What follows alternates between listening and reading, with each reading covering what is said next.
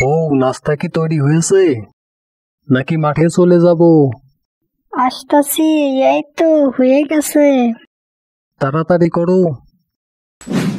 আজ কিন্তু কোনো নাস্তা তৈরি করতে পারি নাই। কেন? বাড়িতে কোনো বাজার সদাই নেই, কিভাবে নাস্তা তৈরি করব?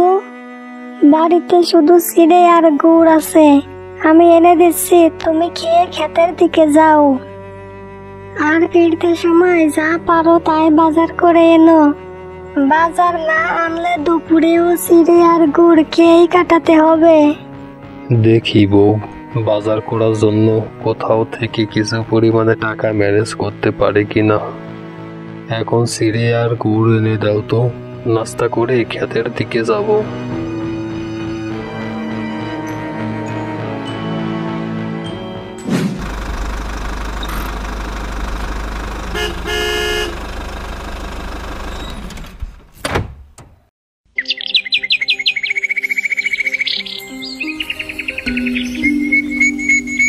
যত মিয়া, তোমার ধানের ফলন তো এবার বুঝি গতবারের থেকেও ভালো হইয়েছে।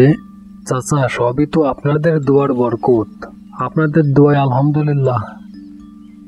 আশা করছি গত বছর থেকে এই বছর ডাবল পরিমাণে ধান উৎপাদন হবে। আশেপাশের জমি থেকেও তোমার জমির ধান এত ভালো হয় কেন? তুমি কি অতিমাত্রায় রাসায়নিক সার ব্যবহার করো?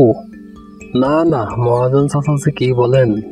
চাচা, এই যুগে সবাই তো রাসায়নিক সার কম বেশি ব্যবহার করে। আমিও যে রাসায়নিক সার ব্যবহার করি না তা কিন্তু না, আমিও রাসায়নিক সার ব্যবহার করি, তবে হালকা মাত্রায়। শোনো রতন মিয়া, যেন সারের ব্যবহার অতিমাত্রায় না হয়। চাচা, আপনি ঠিকই বলেছেন, আমিও কিন্তু এই বিষয়ে যথেষ্ট পরিমাণে খেয়াল রাখি। রতন মিয়া, তোমাকে আমি অগ্রিম কিছু টাকা দিয়ে গেলাম, তোমার ধান এবারও আমি নেব।